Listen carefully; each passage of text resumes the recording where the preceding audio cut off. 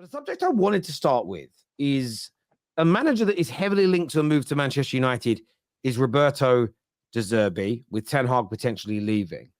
But De Zerbi is a player who, for me, on the outside looking in, appears to recently he seems to have really picked up a lot. There's a lot of frustration towards him, a lot of hatred towards him, a lot of criticism towards him.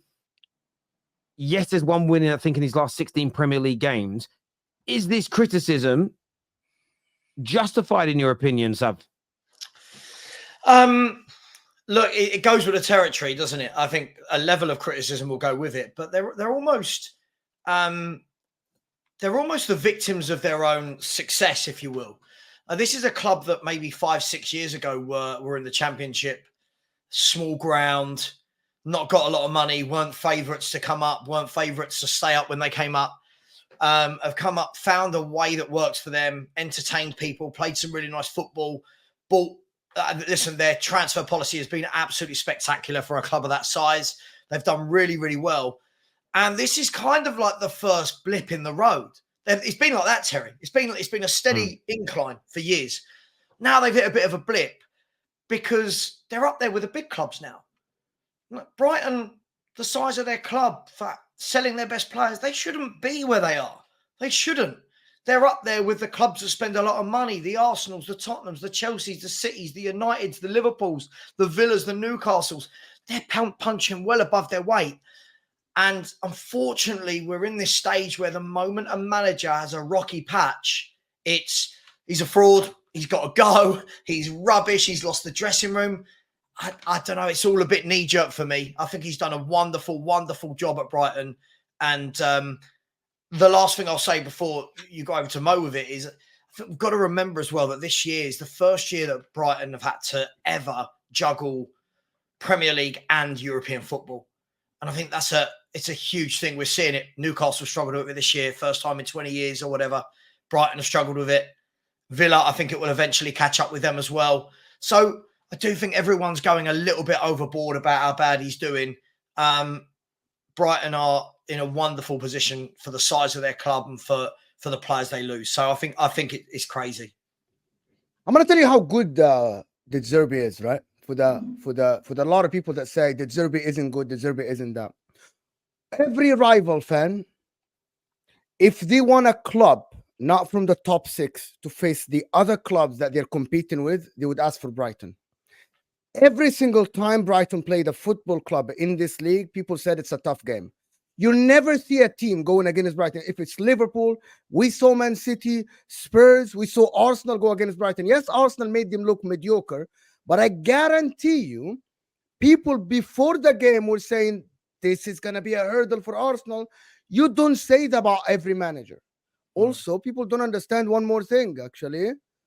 That actually De Zerbi is the one that making all of you want all these players. He is the one that built the system. Majority of these players, individually, in isolation, you would not want them at your club. But now with De Zerbi being there, you would want that.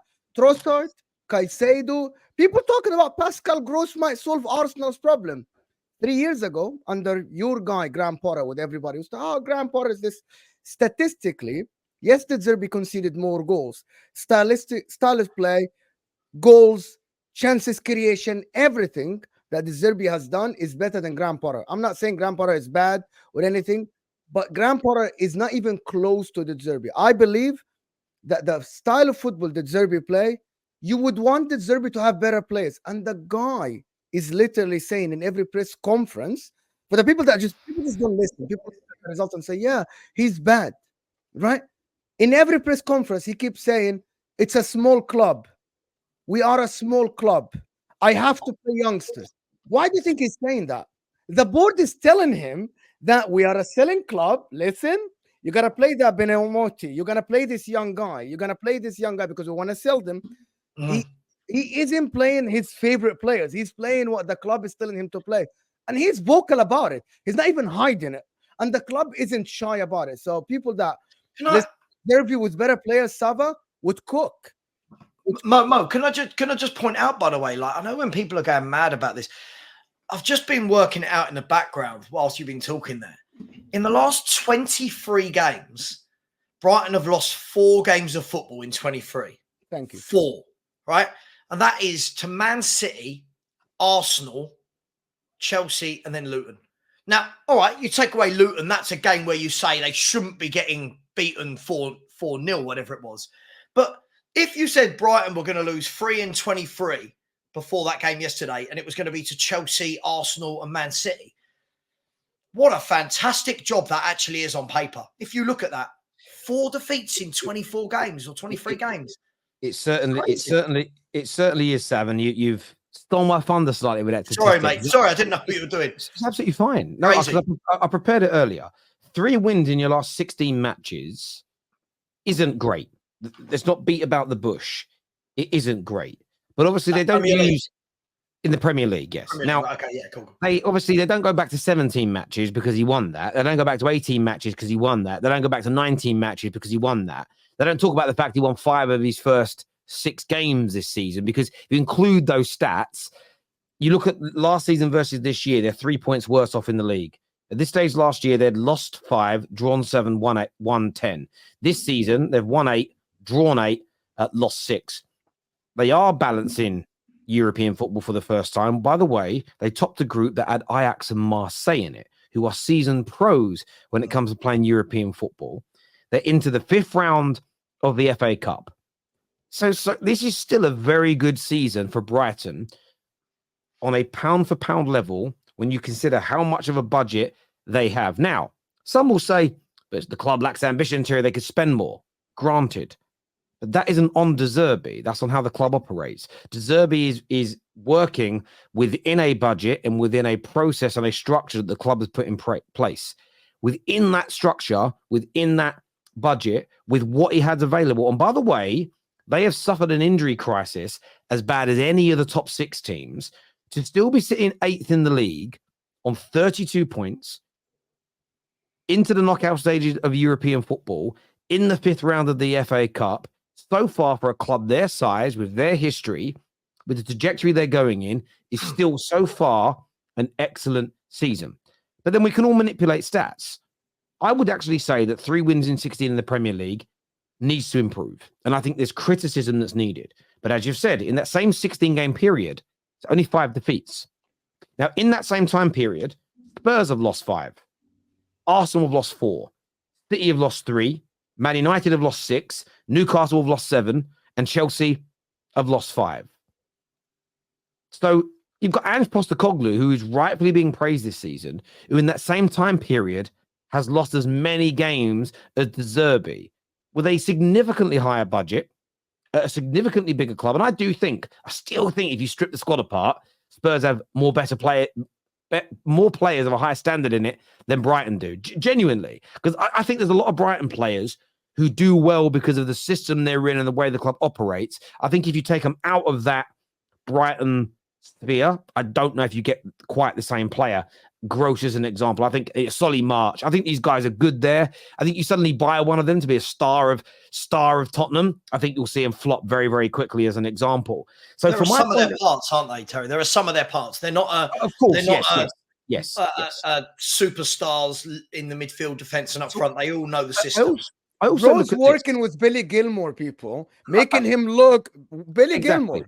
But I also look at this. There's 2 managers right now that everybody's lauding up. You've got the Girona manager, whose name now eludes me. Is it Mikel? No, that's his brother owns it. The manager of sorry, where am I going? The manager of Girona. I think his name's Mikel. You've also got the Bayer Leverkusen manager, Alonso, that's now linked to the Liverpool job. Because they're top of their leagues right now. Oh my God, we've got to have these managers. Well, what about their performance last year? What about their performances last year? No one's even looking at the fact that last year they were nowhere near this standard. Now suddenly, I told you, man, De Zerbi's rubbish. They're the kings. In a year's time, you could be talking about that in a different way. It was only 3 years ago, maybe 4. Everybody was talking about Steven Gerrard as the next replacement of Jurgen Klopp. It's about slowing down a little bit. I think sometimes we overhype managers far too early.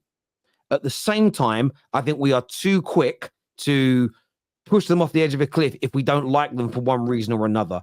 De Zerbi is still having a very good season, but for a club the size, for what he's achieving at a club the size of Brighton, I don't understand this crazy notion that if he was given a bigger budget at a bigger club with better quality players and a deeper squad, that he wouldn't improve. I see no evidence of that.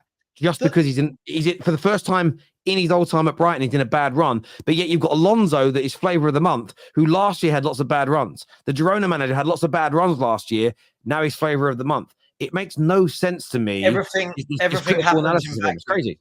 Everything happens in vacuums. Like everything is, if a player scores, if you've got a striker who doesn't score in 10, 15 games, they're absolutely rubbish. They're the worst striker in the world. If they score 5, 6 games in a row, get them in the England squad. He should be playing up front for England. He's the best player. He's now worth 60, 70 million. The pendulum swings massively, and the pendulum never seems to slow down in the middle. The pendulum never seems to be a bit of common sense and a bit of let's wait and see. Look, I think De Zerbi's done a great job. He's done a fantastic job. Brighton of a club have done fantastic. But did anyone just assume that they were going to continue to what? Are they just going to keep doing that? To the point where we just people said they're gonna. People said they have a lot of people, and this is what I don't like. To be honest with you, a lot of people said that they have to make top 4 now. It's the only progression from last year. As Brighton didn't sell Caicedo, didn't sell Trossard mid-season last year, and they got Igor, who nobody heard about before. He was playing in Serie A, and Mahmoud Dahoud, who we haven't seen because he's injured and Mitoma's injured. Yeah, they have to make top 4. Come on, stop it. Stop this bullshit. You know what it is. Budget isn't there. Mediocre players. You wouldn't take at your club. Mediocre players that nobody would take at their club. You want to watch them every time. I know people that do that. They open that. What does Brighton do? But they wouldn't tell you that they're watching Brighton because they're enjoying Brighton play football. But they wouldn't tell you. Everybody wants to he plays Pep system. This is they the don't thing. want to tell you that. But this is what it's all about. It's about balance, because I think there are areas to criticize De Zerbi in. I don't think his team has defended well enough this year, as an example. I think they've been leaky in certain areas. That doesn't make him an out-and-out fraud. At the same time, people will discount, and again, you could blame the club for this. And I know that people will go to the extremes. Well, maybe De Zerbi should have walked away, but I'll tell you why in a minute he shouldn't have walked away. The club has sold his best players. A lot of his best players, and he's having to manage and cope with that. But the reason why he isn't walking away, as an example, is he is in a situation where he is building up his CV to move on to bigger and better things. So him walking away at the first sign of adversity and trouble is a bad sign, because even the best run clubs in the world will make mistakes and have problems. And if you set a precedent that you walk away from a club after a mistake or after a problem, clubs are not going to look at you favorably. You have to show an air of quality. Now, I don't know too much about the Girona manager as an example. I have not studied his career.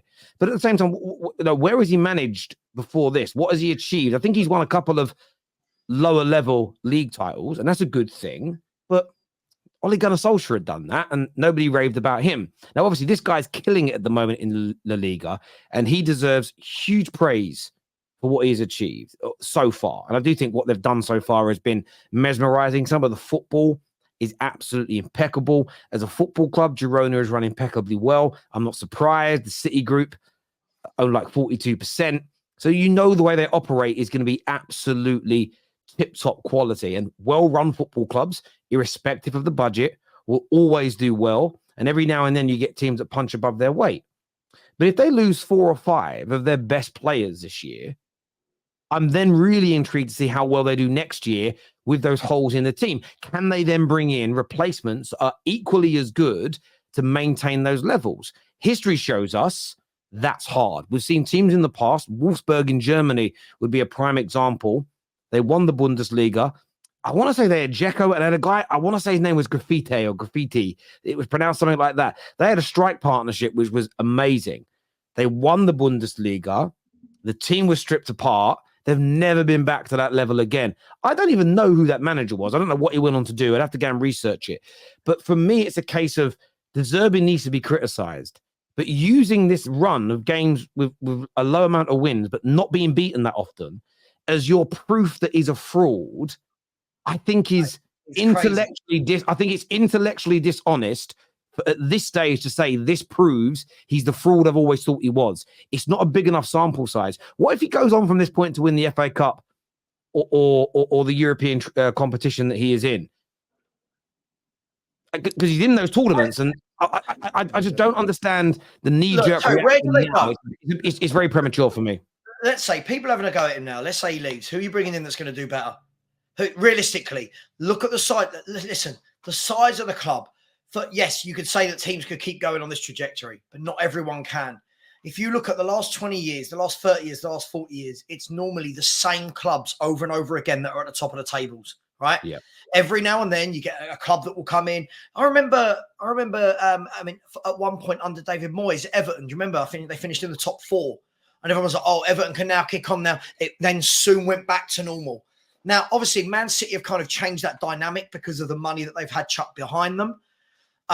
Newcastle are trying to, but they're finding out it's very, very difficult to suddenly compete year in, year out with the Liverpools, with the Arsenals, with the Cities, with the Chelseas is very, very difficult to do. De Zerbi has done a great job. For me, there should be no conversation. I'm sure there's no Brighton fans saying that this guy should be sacked.